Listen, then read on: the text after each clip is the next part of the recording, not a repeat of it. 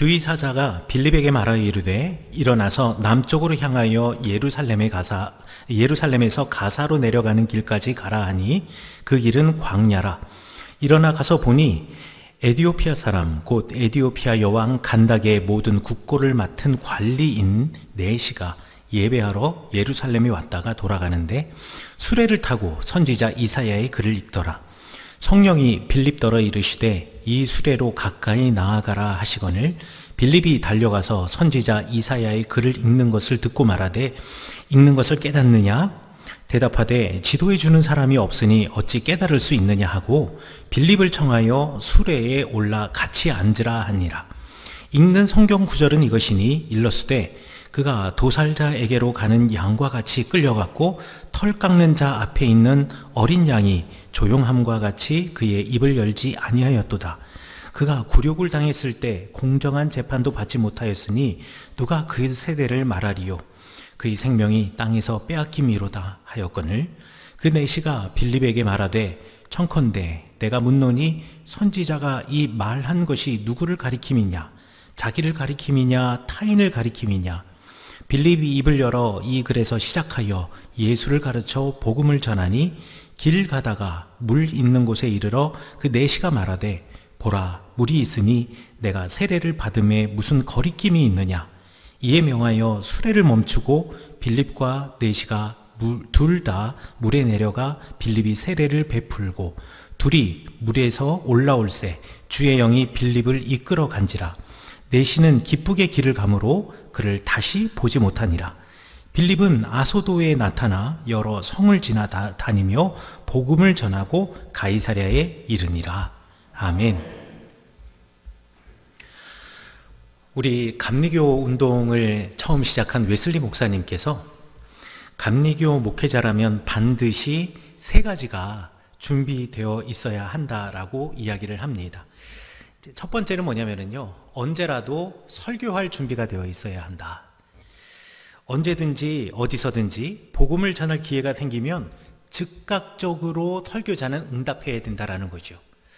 주님의 말씀을 전하고 주님이 역사하심을 늘 마음속에 품고 살아야 한다라는 얘기면서 동시에 날마다 성경의 말씀을 읽으며 그 말씀을 묵상하고 누군가가 무언가를 질문하거나 무언가를 알고 싶을 때, 주님에 대해서 알고 싶을 때 늘 이야기할 수 있는 준비가 되어 있어야 한다라는 얘기입니다. 두 번째는 언제든지 이사갈 준비가 되어 있어야 한다라고 말합니다. 자신이 교회에 도움이 되지 않는다면 언제든지 떠날 수 있는 사람이 목회자가 되어야 한다. 동시에 내가 아무리 그 사역지를 원하더라도 주님께서 가라시면 그곳을 떠나고 아멘 하면서 주님의 말씀에 응답할 수 있는 사람이 감리교의 목회자여야 한다라고 말합니다. 세 번째로는 죽을 준비, 언제라도 죽을 준비를 하고 있어야 된다라고 이야기합니다. 언제라도 죽을 준비라는 말은 말이죠, 처음 우리 감리교 운동이 영국에서 시작이 될 때 사실 대부분의 사람들은 뭐라고 생각했냐면 주님의 말씀 듣기 위해서는 교회에 와야 된다고 생각을 했는데, 아직까지 저 영국의 북쪽이나 스코틀랜드나 이런 먼 곳에 있는 지역은요, 교회가 일반적이지 못했어요. 그러다 보니 저 숲속에 따로 한두 가정이 산다거나 한두 집이 있거나 이런 집은 주일날 예배를 드리는 게 쉽지 않잖아요. 그러면 감리교 목회자들은 늘 말을 타고 그 숲속 어딘가에 가서 한 집, 두 집 있는 그 집에 있는 사람을 위해서 설교를 하고 예배를 드려주는, 그런데 그런 길을 가다 보면 위험하기도 하고요, 때로는 강도를 만나기도 하고요, 또 위험에 처하기도 하는데 그 상황 속에서 언제라도 순교에 대한 마음의 준비, 그리고 죽을 각오를 하고 그곳을 다녀야 한다라고 해서 언제라도 설교할 준비, 그리고 언제라도 이사갈 준비, 그리고 언제라도 죽을 준비가 되어 있어야 한다라고 웨슬리 목사님께서 말씀하셨습니다. 저는 감리교 목사로서 웨슬리 목사님께서 말씀하신 이 목회자가 준비해야 할 세 가지에 대해서 깊이 공감하고 있습니다. 그리고 저도 언제라도 설교할 준비, 언제라도 이사할 준비, 언제라도 죽을 준비를 하는 목회자가 되도록 기도하고 있습니다. 그리고 오늘 설교 본문의 빌립도 그렇게 준비된 사람이었습니다. 오늘 성경 말씀에서 26절에 이렇게 말하고 있습니다. 주의 사자가 빌립에게 말하여 이르되 일어나서 남쪽으로 향하여 예루살렘에서 가사로 내려가는 길까지 가라 하니 그 길은 광야니라. 여러분, 언제라도 갈 준비가 되어 있는 이야기 하면은 가장 금방 떠오르는 이야기가 두 가지가 있습니다. 하나는 여러분, 아브라함이요, 갑자기 여호와 하나님께서 아브라함에게 나타나셔서 무엇이라고 말씀하셨냐면, 너는 본토 친척 내 아버지 집을 떠나서 내가 명령한 땅으로 가라 라고 이야기를 하고 있습니다. 그런데 아브라함이 그 말씀을 듣고 거기가 어딘데요? 언제 출발해야 되는데요? 얼마나 걸리는데요? 라고 묻지 않고요, 곧바로 그 말씀을 듣고 그 길을 떠나서 도착한 곳이 가나안 땅이었습니다. 아브라함은 언제라도 떠나갈 준비가 되어 있고 어디로 가는지도 몰랐지만 떠나갔던 사람이었습니다. 그런 아브라함이 기억이 나고요. 두 번째는요, 광야에서의 이스라엘 백성입니다. 이들은 광야에 40년 생활을 하면서 하나님의 성막에서 구름이 떠오르면 이동하기 시작하고 구름이 멈추어 서고 내려앉으면 그곳에서 정착하던 사람이었습니다. 어떤 때는요, 그 자리에서 하루 있었을 수도 있고요, 어떤 때는 한 달 있었을 수도 있고, 어떤 때는 1년이나 몇 년을 있었을지도 모르겠습니다. 그러나 하나님의 구름만 바라보면서 그 구름이 움직일 때 움직이고 그 구름이 설 때 설 수 있었던 사람들, 이 사람들을 보면 하나님이 가라고 하실 때 갔던 성경의 대표적인 두 가지 예를 볼 수가 있는데요, 우리 빌립도 마찬가지였습니다. 이 빌립은 말이죠, 사실 사마리아를 떠나기 싫었을 수도 있습니다. 우리 지지난주 그리고 지난주에 빌립에 관한 이야기를 했는데요, 이 빌립이 어떤 사람이었냐면 사마리아에서 복음을 전했던 사람입니다. 그리고 그 복음의 이야기로 수많은 사람들이 그 빌립 주변에 모여들었고 사마리아 사람들이 예수님을 만나게 되었습니다. 그리고 빌립이 아픈 사람을 고쳐주었고 걷지 못한 사람을 걷게 해주었고 보지 못하는 사람을 보게 해주었던 놀라운 기적 때문에 그야말로 빌립은 그 동네의 유명인사가 되었습니다. 빌립의 집이 사마리아가 아니거든요. 빌립의 집은 저 지중해 변에 있는 가이사랴라고 하는 곳입니다. 그런데 빌립은 그렇기 때문에 사마리아에 있을 때 잘만한 집도 없었고, 또 빌립이 거기에서 뭐 특별한 일을 하고 있는 것이 아니라 오로지 복음 전도만 했기 때문에 그곳에서 뭐 어떻게 경제적으로 어떻게 할 수 있는 방법이 없었습니다. 그러니까 의식주가 사마리아에서는 해결이 되지 않는 지역이었는데, 빌립이 예수님의 말씀, 복음을 전하고 많은 이들이 예수 그리스도의 말씀을 따라오게 됨으로써 빌립이 사마리아에서 그 누구보다도 유명 인사가 되고 의식주의 문제까지 해결되었으니 빌립에게 있어서는 그 사마리아가 매우 안정적인 곳이었습니다.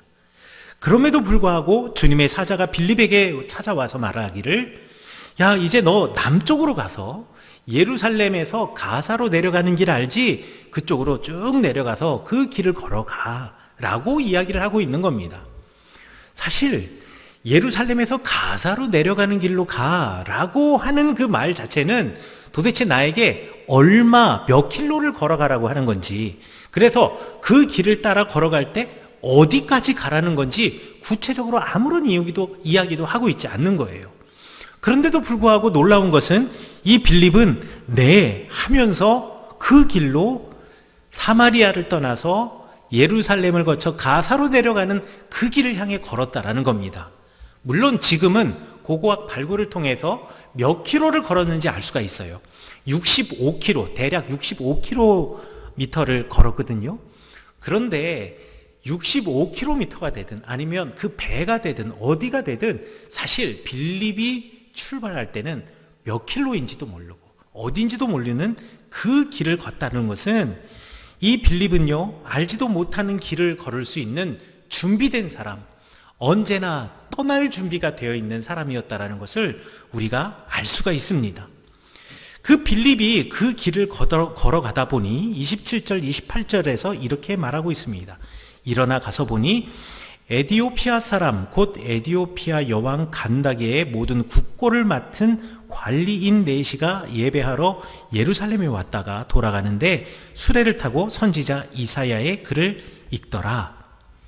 하나님께서는요, 그 빌립이 걸어서 내려가는 길, 그 길에 빌립이 에디오피아의 여왕 간다게 네시를 만날 준비를 이미 다 해놓으셨던 겁니다. 그리고 에디오피아 이 간다게 여왕 간다게 네시, 이 네시를 통하여서 하나님께서 놀라운 역사를 하시기 위해서, 그리고 그 네시를 변화시키기 위해서 빌립을 준비시켜서 이곳으로 내려보내신 거죠. 그런데 여기 보면 에디오피아 사람 곧 에디오피아 여왕 간다게의 모든 국고를 맡은 관리인 네시가 있었다. 그리고 그가 이사야의 두루마리를 입고 있었다라고 이야기하고 있는데, 이 에디오피아 네시는 이미 유대인이었습니다. 여러분, 이디오피아 사람들이 흑인인 거 아십니까?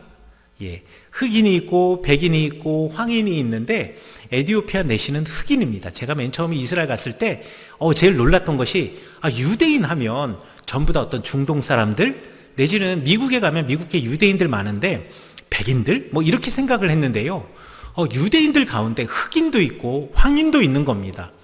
이디오피아계 유대인들이 정말 많이 이스라엘에 살고 있고요, 그리고 중국계 유대인도 있고요, 인도계 유대인들도 있습니다.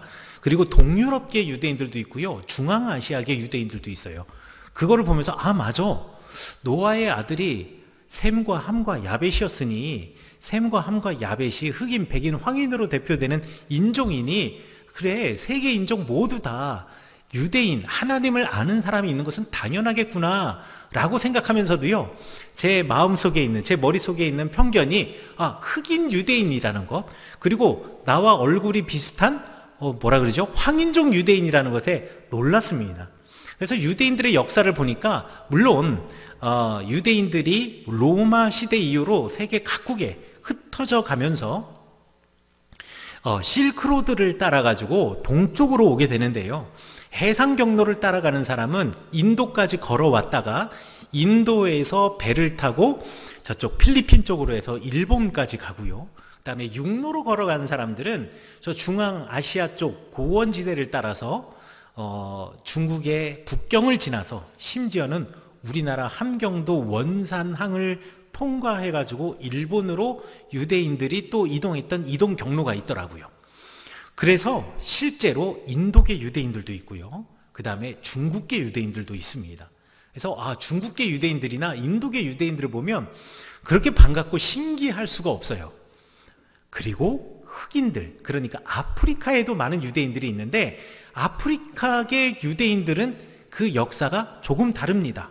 그러니까 동양계, 우리 아시아계 유대인들보다 더 오래된 역사를 가지고 있는데요, 열왕기 상에 보면 스바의 여왕이 솔로몬을 찾아오는 이야기가 있습니다. 스바라고 하는 지역이 오늘날의 에디오피아 지역이거든요. 이 스바의 여왕이 무역을 하기 위해서, 또 워낙에 솔로몬의 지혜와 또 솔로몬에 관한 소문이 그쪽 지역에 널리 알려져 있는지라 솔로몬을 만나기 위해서 예루살렘을 찾아오죠. 이 이디오피아의 전통에 의하면 이 스바의 여왕이 솔로몬을 만나고 난 다음에 그의 지혜에 놀라고 그의 풍요로움과 부요로움에 놀라서 그가 가지고 있었던 원래의 우상을 버리고, 그때 토속신앙과 민족신앙을 버리고 유대교로 귀의하여서 하나님, 여호와 하나님을 섬기는 사람이 되었다. 그리고 그때 이후로 에디오피아에 있는 사람들이 여호와 하나님을 섬기는 사람들이 되었다라고 이야기를 하고 있고요, 그렇게 스바의 여왕이 돌아온 후에 솔로몬의 아들을 낳는데, 이디오피아의 전통은 정확하게 그 아들의 이름까지 이야기를 하고 있습니다. 메넬릭이라고 하는 아들을 낳게 됩니다. 그리고 이 메넬릭이 20세가 되었을 때 아버지인 솔로몬을 찾아서 예루살렘을 와요.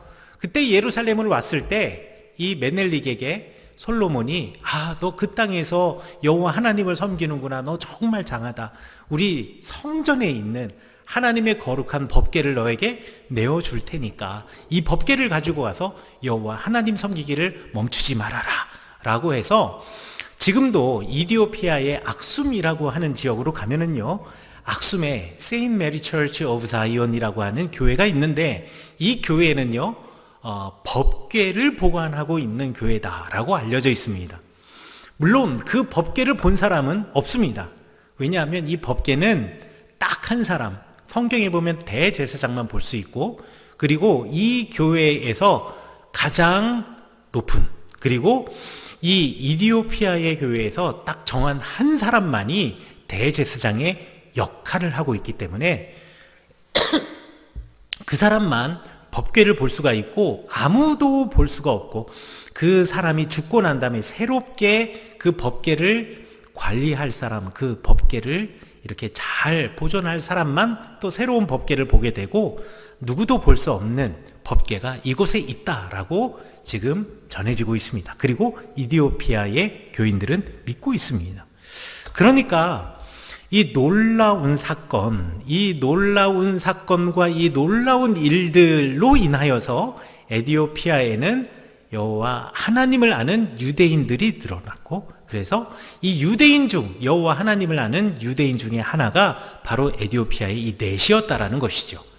이 넷이가 왜 이곳까지 오게 되었는지, 왜 예루살렘을 오게 되었는지는 성경에 나와 있지 않기 때문에 잘 모릅니다. 무역을 위해서 왔을 수도 있고요. 또는 예루살렘에 있는 어떤 제의를 드리기 위해서 어떤 축제일을 맞춰서 왔을 수도 있습니다. 그런데 왔을 때에 이 간다게의 내시인 이 사람이 이사야서 두루마리를 읽게 됩니다.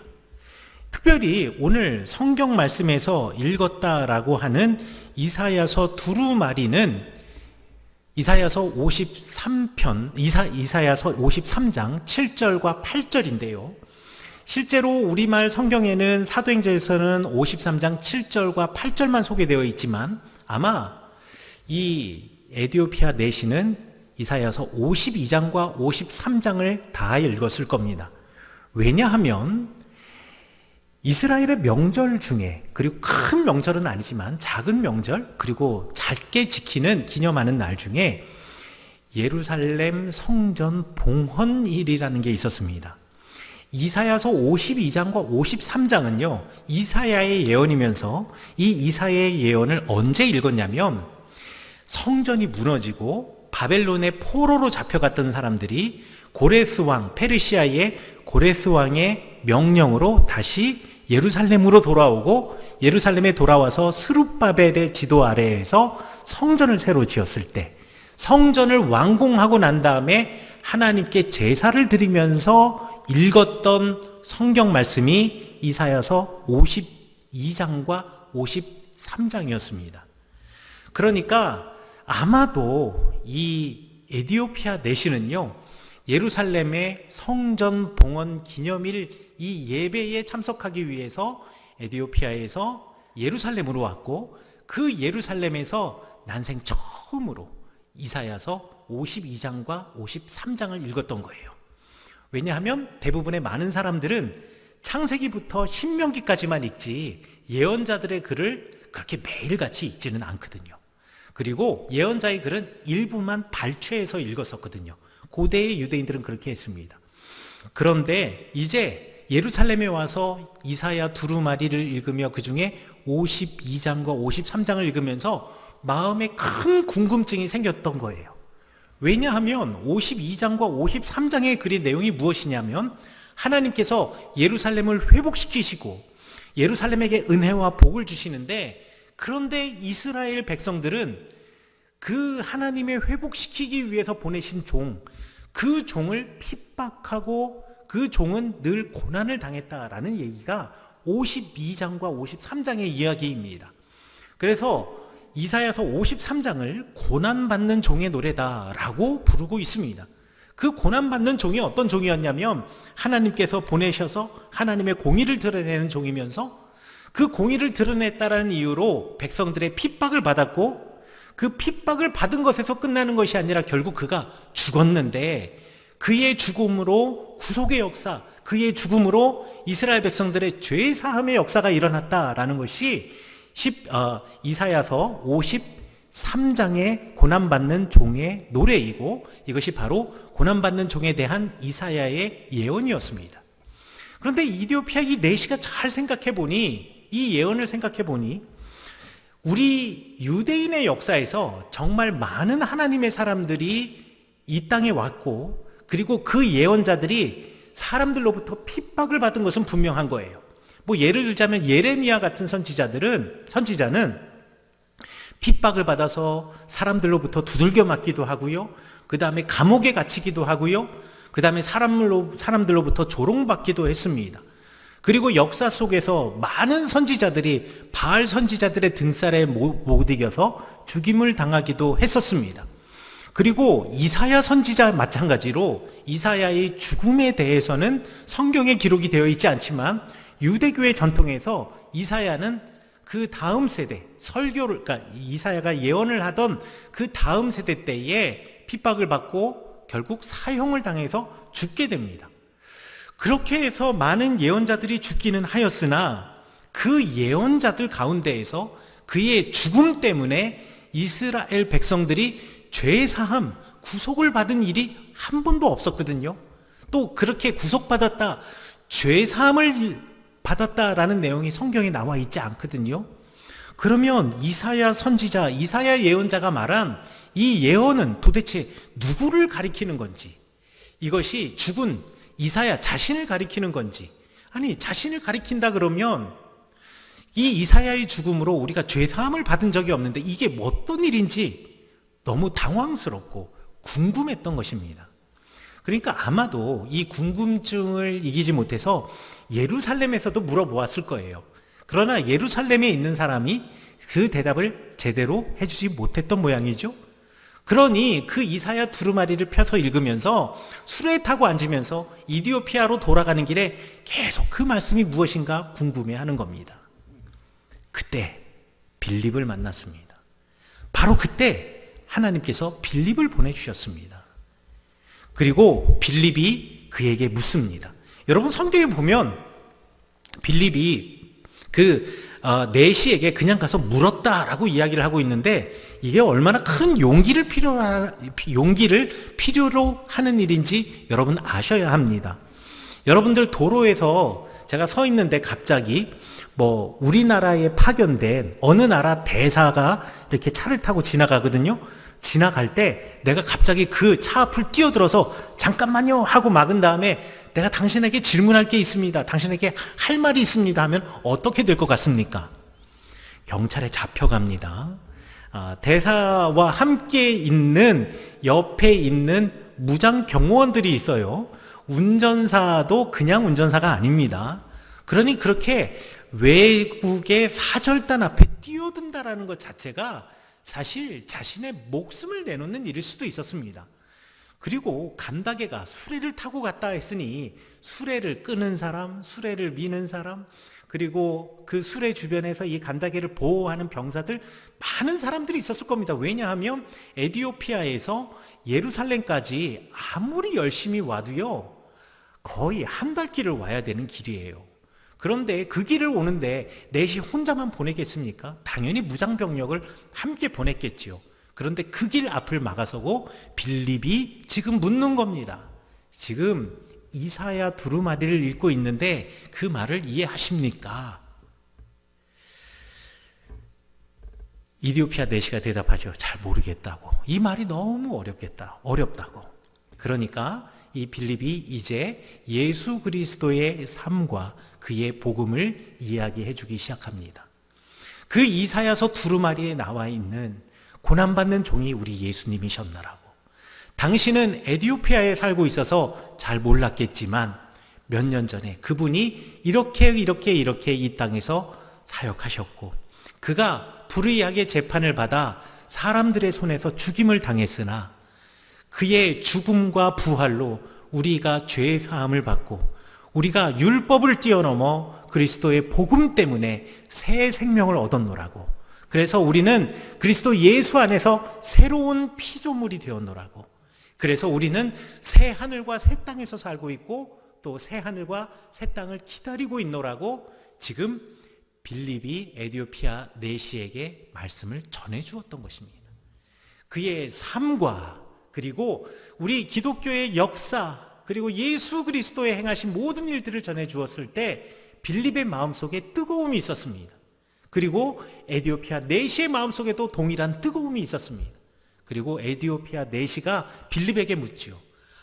그분이 바로 이사야 예언자가 말하였던 그분이라면, 그 고난받는 종 하나님의 아들이라면, 그가 바로 하나님 그분이라면 나도 그분을 따르고 싶습니다. 나도 믿고 싶습니다. 나에게 세례 주실 수 있습니까? 나도 기독교인이 될 수 있습니까? 그때 빌립이 대답하죠. 왜 내가 그 일을 못하겠냐고. 그래서 이디오피아 내시는 그 자리에서 수레를 세우고 그 옆에 터져나오는 샘이 있는데 그 샘으로 내려가서 빌립으로부터 물 세례를 받게 됩니다. 그 샘이 지금 예루살렘 남쪽에 가면 엔하니아라고 해서 하니아 샘이라고 해서 이 빌립이 세례를 받은 샘이 그대로 발굴이 되어 남아 있습니다.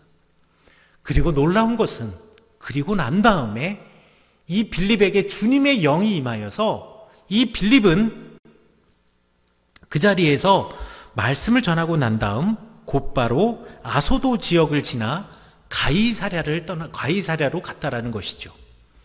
빌립의 입장에서는 이 에디오피아의 내시를 따라간다면, 내지는 이 내시와 더 많은 시간을 지내며 그에게 영향력을 미친다면 마치 사마리아에서 그랬던 것처럼 에디오피아의 내시로부터 큰 어떤 도움 내지는 무언가를 얻을 수 있는 가능성이 있었을 겁니다. 그러나 하나님께서는, 그리고 주님의 영은 빌립을 그 자리에 두지 않고 그에게 또 떠나라고 말씀하십니다. 왜? 복음이 필요한 또 다른 지역이 있기 때문에.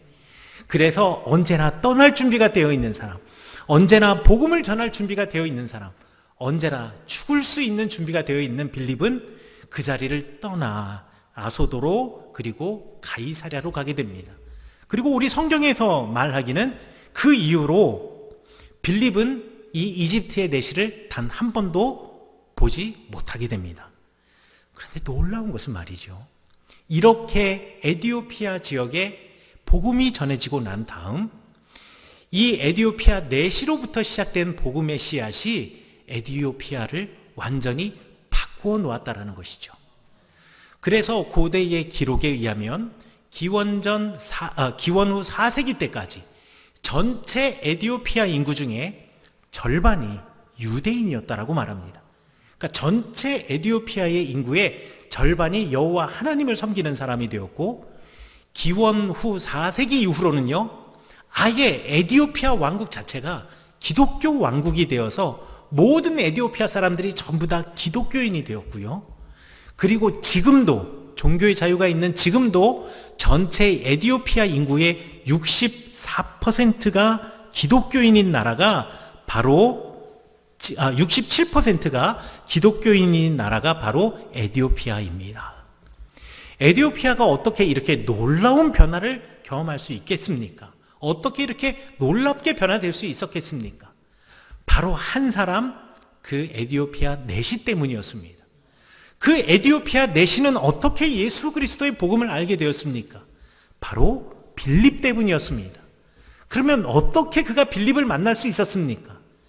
빌립은 준비된 자, 언제라도 떠날 준비가 된 자, 언제라도 말씀을 전할 준비가 된 자, 언제라도 순교할 각오가 되어 있는 자였기 때문에 하나님께서는 그 준비된 자를 사용하셔서 에디오피아 내시를 변화시켰고 궁극적으로 에디오피아 왕국을 변화시키셨던 것입니다. 저는 이 성경 말씀을 읽을 때마다 나도 준비된 빌립처럼 정말 준비된 자로 언제라도 떠날 준비, 언제라도 말씀 전할 준비, 그리고 언제라도 죽을 준비가 되어 있는 하나님의 사람이 되고 싶다라는 생각을 늘 다짐하곤 합니다. 그리고 바라기는 여러분들도 빌립처럼 준비된 사람이 되시기를 간절히 축원합니다. 비록 저를 제외한, 그러니까 목회자를 제외한 여러분들은 빌립처럼 전임 사역자가 아니기 때문에 언제라도 떠날 준비를 할 필요는 없겠지만, 여러분들의 삶의 자리가 주님이 원하시는 것이 아니라면 여러분의 삶의 자리에 있는 나의 과거, 나의 습관, 나의 관습, 나의 가치관을 버리고 주님의 것을 따를 준비가 되신 여러분 되시기를 간절히 축원합니다. 또한 여러분들 복음 전할 준비 되신 사람 되시기를 축원합니다. 여러분의 자녀에게, 여러분의 배우자에게, 여러분의 부모님에게, 여러분의 형제 자매에게 내게 임하셨던 하나님을 증언하고, 그리고 나를 이끌어 주시는 성령님을 증언하고, 그리고 내 삶의 기준이 되시는 예수님을 전할 준비가 되셔서 언제라도 왜 당신은 그렇게 살고 있습니까? 라고 질문했을 때 주님 때문입니다. 성령님이 인도하셨기 때문입니다. 하나님이 나의 아버지이시기 때문입니다. 라고 증언하고 복음을 전하시는 여러분 되시기를 간절히 축원합니다. 마지막으로 여러분 죽을 준비가 되시기를 간절히 축원합니다. 그리스도와 함께 내가 죽고 날마다 다시 태어날 준비가 되신 여러분 되시기를 간절히 축원합니다. 거침없이 주님을 위해 살 준비가 되어 있는 여러분 되시기를 간절히 축원합니다. 또한 인생의 마지막 날을 준비하셔서 주님 만나시는 그날 기쁘게 주님의 품에 안기실 준비되어 있는 여러분들 되시기를 간절히 축원합니다. 이런 준비는 말이죠, 우리 주님이 우리 인생을 이끌어 가신다, 우리의 인생을 경영하신다라는 믿음 위에서만 가능합니다. 주님 그 믿음 위에 서서 내가 주님 찾으시고 사용하는 그 한 사람 되게 하셔서 나를 통하여서 나의 가정이 변하게 하소서, 나를 통하여서 나의 일터가 변하게 하소서, 내 형제자매와 내 부모와 내 배우자와 내 자녀가 변하게 하소서. 여러분 다짐하고 기도하며 내가 그 복음의 씨앗 되게 하소서 주님께 늘 기도하시는 여러분 되시기를 간절히 축원합니다.